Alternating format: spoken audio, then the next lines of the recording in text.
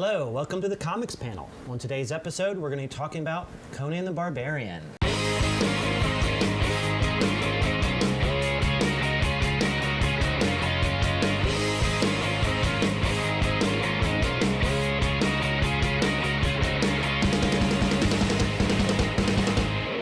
All right, Conan the Barbarian is probably, well, he's definitely one of my favorite characters ever, and he's definitely one of my favorite characters in comic books.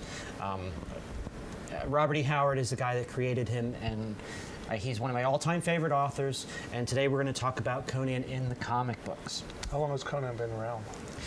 Conan was created in the early 30s by Robert E. Howard, and he was originally done in Weird Tales, which was a pulp magazine, and pulp magazines were like little novelettes and stories, short stories that were put together.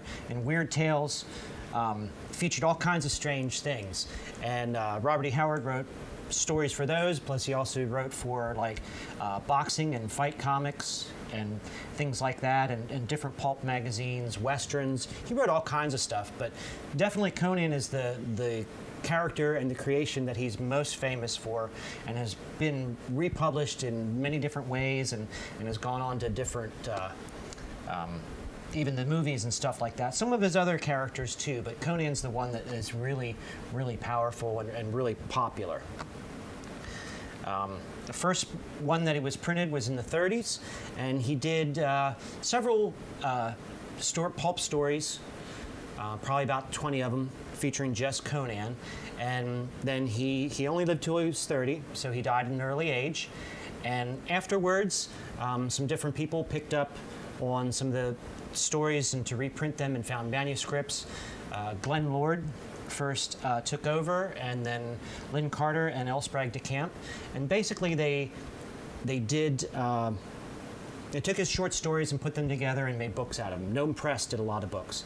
But he really didn't become famous or popular, I should say, until the 70s, when Frank Frazetta started putting on the covers for the Lancer books. And I have one of these here. This is mine, Conan #1.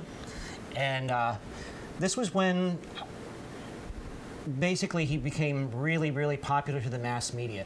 The covers really got people, and they sold very well. And it was because of this that things really picked up for the Conan licensing and stuff like that.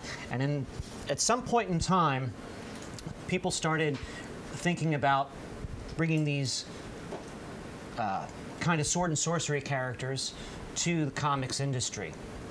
And really, Conan was from the fans. Stan Lee and Roy Thomas were looking to develop the kind of American hero like Tarzan and John Carter and Doc Savage and people like that, but they settled on Conan because they were able to get it, and it was really a big success for them. And it really helped Marvel Comics along, because they were doing pretty well, but DC was still, a major player. And when they brought Conan in, it gave them a newer audience, a little bit broader audience. And really did really well. And one of the big reasons that it did well was because Barry Smith was the artist. And I have a few of these here. These are all Barry Smith covers, if you can see them. And these are also from my own personal collection. And the artwork is fantastic, and they also did reprints of these small little digest ones.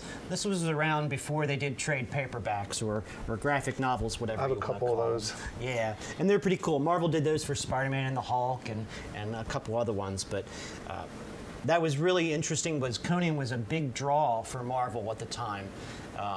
The big three were Spider-Man, Hulk, and Conan during the early 70s. It really was a boom for Marvel, and they had a lot of fun. And Roy Thomas really showed what he could really do with comics, and especially characters like Conan. When he was in Marvel, did they give him any kind of special abilities or anything, or other than just carry a big sword and smash things? Well, yeah, but they didn't really give him any special abilities. They pretty much kept him the same. They adapted a lot of the regular Robert E. Howard stories directly to comic book form, but Roy Thomas also wrote a lot of especially the earlier ones. And he doesn't have any powers. He's just a big, strong hero type of guy. You know, no nonsense, got a sword. Did they give him any kind of partners or friends in this throughout the Marvel years? He had a little bit more in the comics than he did in the novels. He always had a friend or so that would show up in the stories, but usually by the end of the story, they were gone, and very few of them ever repeated. You know, some of the villains repeated, but sidekicks or any, not so much. But probably like Valeria or Red Sonja, which was kind of The female Conan? yeah, kind of the combination. She wasn't a direct Robert E. Howard creation. A little bit of that, and a little bit of Roy Thomas, and other people put their things together and came up with a match for Conan, a female match. And they did many other things. One of the really cool things is the Marvel Treasury editions of Conan's. I'm going to tilt it forward a little bit. Other way. There you go. There we go. These are really cool. They've done 4 of these, I believe. I only own 2 of them. I'll get the other 2 someday in my life, but these are really neat. And these are basically just oversized comic books, and they're really cool.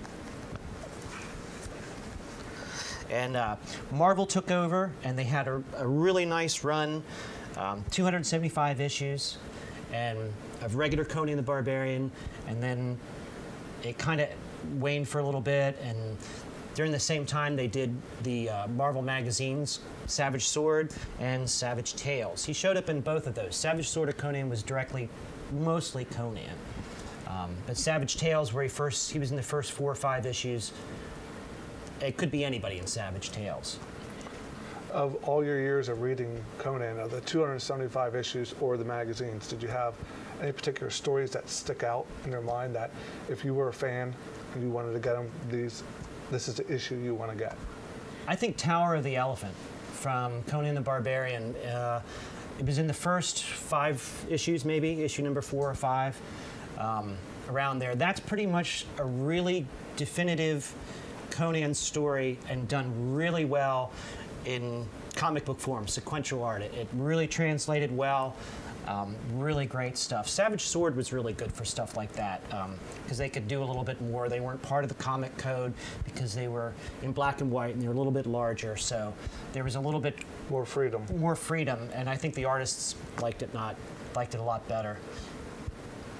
A lot of great artists have worked on Conan.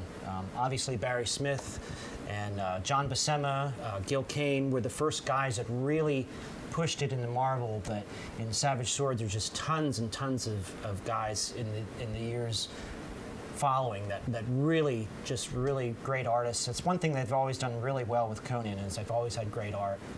I think it's that whole dynamic, you know, big hero guy, real fun to draw, you know, so.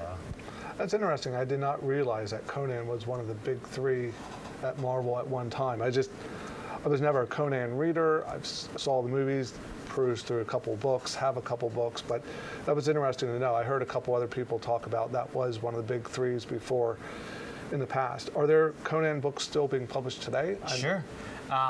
Dark Horse had published them recently, and IDW is doing it right now. And there's been numerous other people, depending on what you're trying to get from the Robert E. Howard Conan collection, whether it's in comic book form or in novel form. The best thing to do is get out there and look. There's a lot out there, and they're really great versions of it.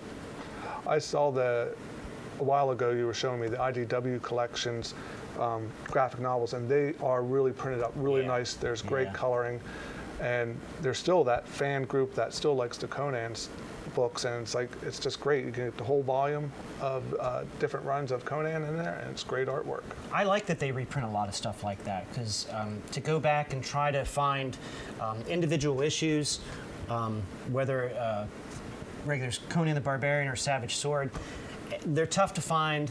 The earlier ones anyway, at least in decent shape for a decent price. But if you can get the reprints, that's always really nice. And as I was saying, I like the artwork, and I saw different reprints and different graphic novels, but it's the paper, the coloring they use, they really make that stuff come to life. Even though it's not the original 4-color, you're not going to be disappointed with it. It's not that far off from it. I've seen other prints where they like try to put too much in it and things like that for other comic books, and you lose that real 4-color 1970s look, especially with the Barry Smith stuff. That really stands out, and you're right, they have done a really fantastic job really recreating it and making it nice. And they're reasonable. Oh yeah, definitely reasonable. So that's kind of about it, you know? I don't know, what more do you want to know about Conan? I could go on and on and on, honestly, I really could. Well, what are some of the things that stand out? I know you said you liked the elephant, the Tower of the Elephant. Yeah. Were there any other stories that stuck out Well, for you? there's quite a bit. I mean, he was a thief, then he was a reaver and a soldier and a pirate and a buccaneer. So he was all over the place in his adventures, and there's just a whole lot of them. People of the Black Circle, that's a really good one. Devil in Iron, that's really good. There's just tons, and a lot of them. If you want to get the earlier issues of Conan the Barbarian or the Savage Sword of Conan, early issues of that, because that's when you're going to see the real Conan stuff done really, really well in comic book format. Sounds good to me. Anything else you want to add? Not really, except get out there and get you some Conan stuff. All right. All right. So I guess just like us on Facebook. And subscribe to our YouTube channel. channel. And any comments, put them on below. Thank you. Thank you very much.